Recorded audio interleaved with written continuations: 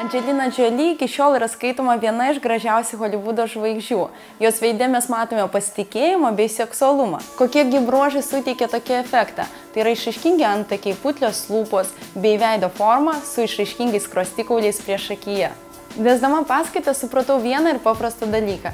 Kas yra aišku man, ne visą laiką aišku mano klientam. Šiandieną mes kalbėsime apie išraiškingus seksualius skruostikaulius ir kaip juos susikontūruoti.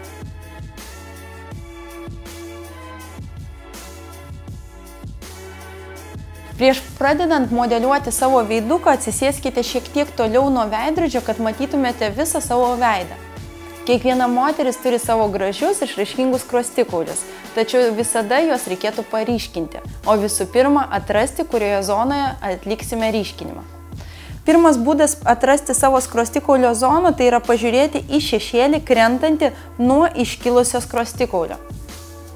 Jis yra šioje zonoje.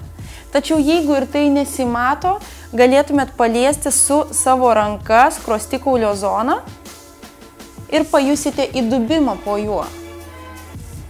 Ši vieta ir yra zona, kurią turėsime tamsinti su bronzanto pagalba. Šiandieną skruostikaulius ryškinsiu sausuoju būdu ir man prireiks bronzanto, teptuko minkšto plauko bei highlighterio arba švytinčių dalelių.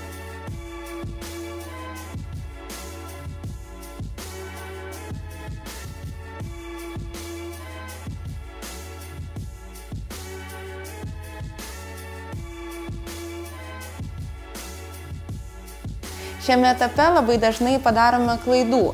Jeigu mes neužfiksuojame veido ir toliau keliaujame prie bronzanto ir dengiame jį ant skruostikaulio zonos, tiesiai ant kreminės pudros, gali atsirasti dėmės ir plėmai būtent skruostikaulio zonoje. Todėl pradėkite nuo fiksuojančios pudros, netgi jeigu jinai nereikalinga jūsų odai, padenkite ją tik tais ant skruostikaulio bei žandikaulio zonos.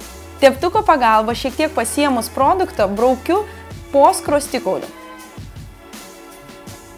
Vienoje veido pusėje ir kitoje. Pradedame nuo plaukų augimo linijos ir keliaujame link centrinės veido dalies.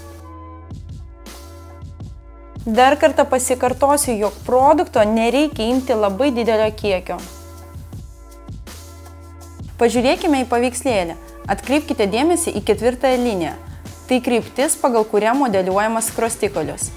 Įsižiūrėkite į žydrą liniją esančią prie skaičiaus numeris 2.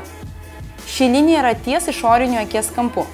Nepamirškite, jog tamsiname tik iki šios linijos.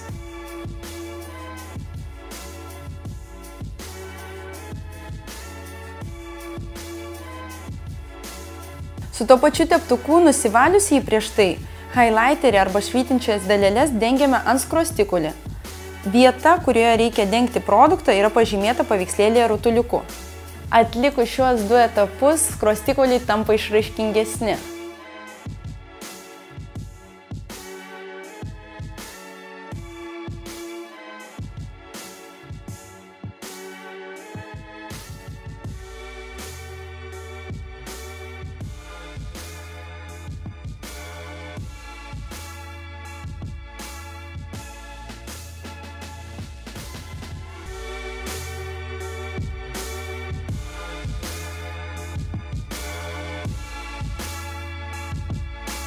Jau susipažinome su daugelį makiažo ingredientų. Aš tikiuosi, kad jums puikiai sekasi kurti savitus makiažo receptus. Rašykite klausimus ir gaukite juos atsakymus.